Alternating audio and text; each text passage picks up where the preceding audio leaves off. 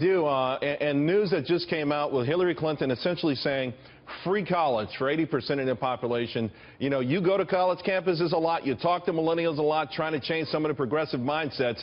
This is a biggie, isn't it?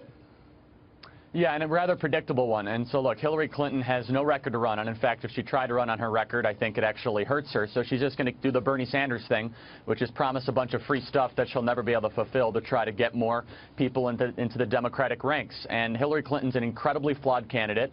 Unfortunately for us conservatives, I think we're close to nominating someone who is next to being as flawed and can't, point out those flaws in Hillary Clinton's record. But look, Hillary Clinton is going to do what Democrats do best, which is promise a bunch of free stuff and try to get more people dependent on the federal government. And she's perfecting that model rather well right now. Now, of course, Sarah, Hillary Clinton hitting Donald Trump in Atlantic City. He released a statement saying, "I built a tremendously successful business which created tens of thousands of jobs out of hundreds of businesses I've owned over the decades, hundreds of deals and transactions, only 4 instances where he had to go through the bankruptcy process." That's a pretty good business track record, isn't it?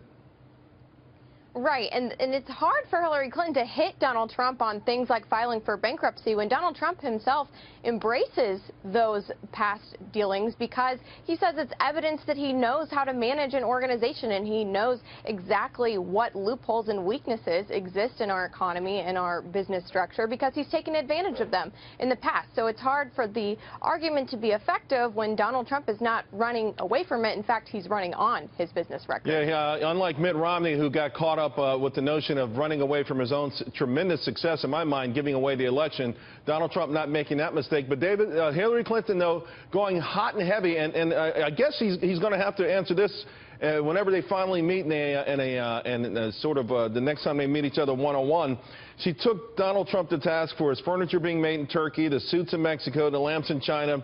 With this being a central plank, I guess this is where the Democrats are going to focus on the contradictions here. Well, I think there are contradictions, and talking about promises, all we hear from Donald Trump are promises, promises, and promises.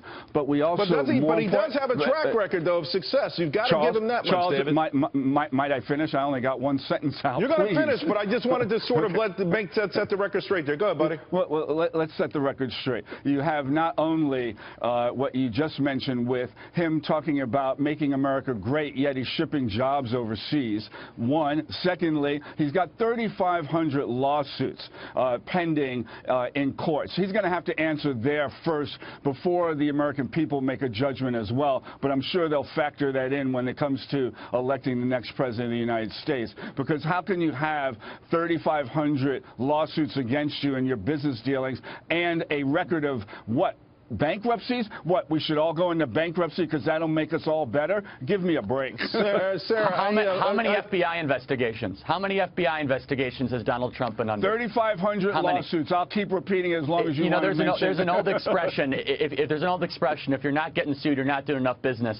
Donald Trump has done an extraordinary job building a great, successful company. Hillary Clinton has dead bodies on her record in Benghazi. She has an open FBI investigation, which many people now believe is a flawed investigation. 20 attacks Donald Trump has created wealth for himself and for other people. Hillary Clinton has done nothing but take other people's money for her own personal gain. Because, Sarah, here's the thing. Listen, anyone who's in business understands you're taking a risk. And I think one of the issues with our country and this anemic economy is that so many Americans are now afraid to take risk, in part because if you make it, the government's going to take it all from you. So there's a lot to be said about taking risk, even when it entails maybe failure.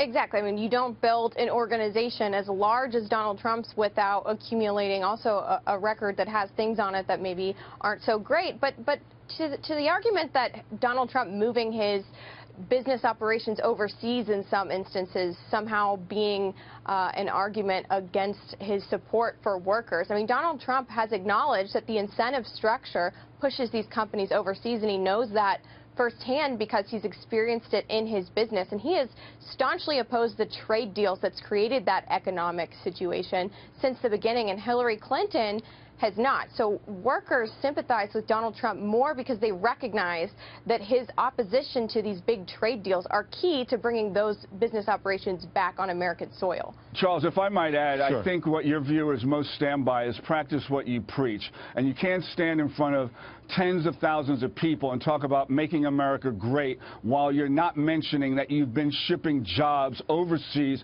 to and denying the very people in the middle class who are in front of you that you have done just that. That is what the record is, and I grant him to run on it all he wants. Sarah? Donald Trump is not making the argument that companies should view it as their patriotic duty to keep jobs on American soil at the expense of profits in business.